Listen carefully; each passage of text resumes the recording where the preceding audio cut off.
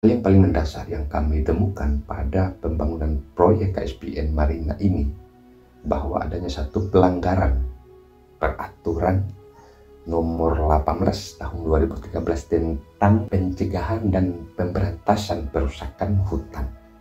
Kami menilai bahwa dalam pasal yang sangat inheren dengan yang menjadi perlakuan daripada perusahaan terkait,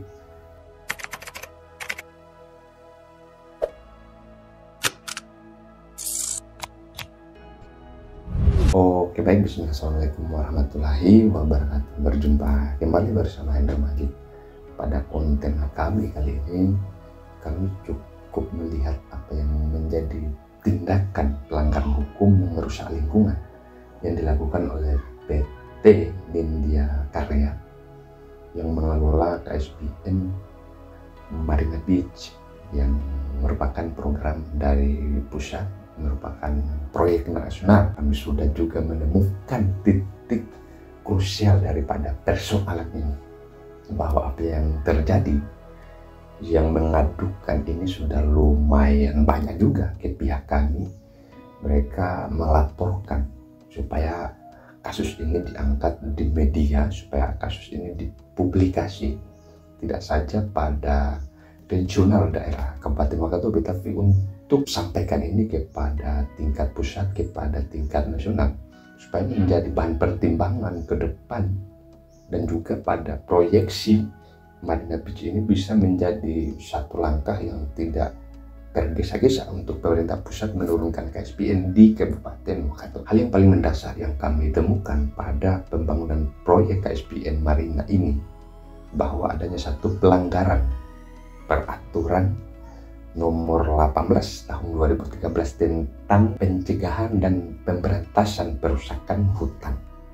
Kami menilai bahwa dalam pasal yang sangat inheren dengan yang menjadi perlakuan daripada perusahaan terkait, mereka dengan terang melanggar pasal 90 sampai pasal 92. Mereka dengan ancaman ya paling maksimal 15 tahun dan paling minimal itu 5 tahun. Dan lumayanlah untuk direktur yang menangani perusahaan di bidang ini. Yang menjadi pembahasan kami pada hari ini adalah tentang keluhan masyarakat, tentang keluhan pekerja, tentang bagaimana perusahaan besar dari Jakarta justru meminggirkan kepentingan dan kebutuhan masyarakat lokal. Dan itu saja secara implikasi ini justru meminggirkan apa yang menjadi harusnya kebutuhan masyarakat lokal. Harusnya masyarakat Kabupaten Wakatobi itu mendapatkan setidak-tidaknya manfaat dari proyek KSPN pusat ini, ya supaya mereka juga ikut terbantu kehidupannya, ikut terbantu kebutuhannya, ikut terbantu kepentingannya. Tetapi kalau apa yang dilakukan oleh perusahaan yang menangani proyek ini justru dengan terang-terangan melanggar peraturan hukum, maka ya kita masyarakat yang ada, kita masyarakat lokal tidak bisa berharap kemana. Toh mereka berani untuk melanggar peraturan. Kami tentu saja berdasarkan pada apa yang menjadi fakta-fakta real yang ada di lapangan, bahwa dalam pemuatan apa yang kita sebut di sini sebagai galian C, batuan itu, ya mungkin kalau kita menggunakan istilah galian C mungkin agak rada kolot, tapi memang amanah undang-undang tentang batuan yang ada di Kabupaten Wakatobi tidak mempunyai legal standing. Tidak ada izin tentang bagaimana orang menggali batuan.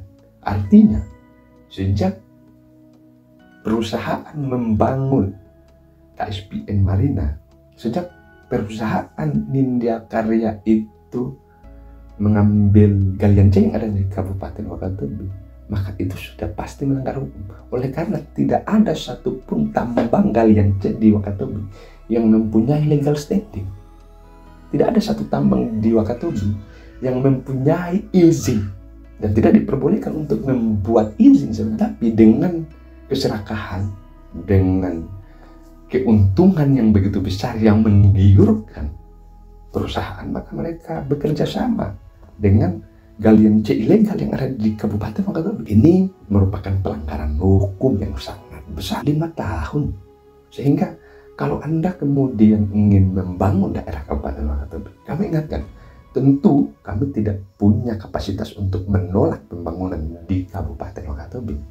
Kami tidak mau menolak apa yang menjadi titipan pusat untuk dikelola oleh daerah Kabupaten Wakatobi.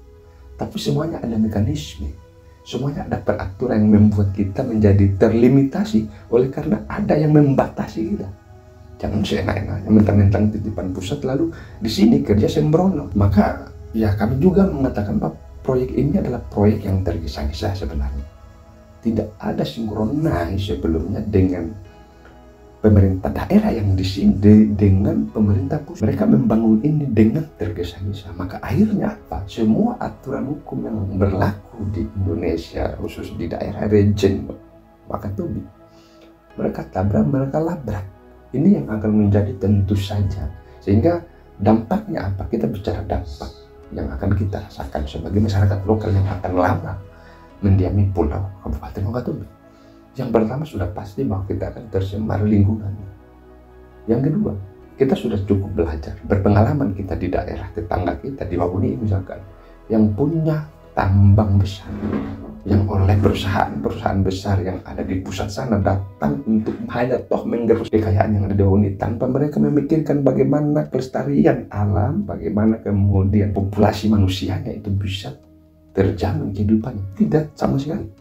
Kita sudah cukup belajar bagaimana kemudian tambang-tambang besar yang ada di Sulawesi Tenggara ini justru hanya meminggirkan kepentingan dan kebutuhan masyarakat lokal. Kita belajar itu, kita punya pengalaman itu. Sekarang perusahaan besar itu datang mampir di Kabupaten Wakatobi yang kita tidak ingin, kita tidak mau. Kita sekali lagi bahwa kita tidak menolak pembangunan, tetapi kami sarankan bahwa semua pembangunan itu punya mekanisme, punya aturan main. Jangan seenak hati kita membuat hal-hal yang melanggar hukum, lalu kita mengorbankan kepentingan masyarakat, kita meminggirkan. Jadi sekali lagi kami sampaikan bahwa pada kasus ini, hukumannya itu secara eksplisit itu sangat jelas diatur dalam peraturan 18/2013.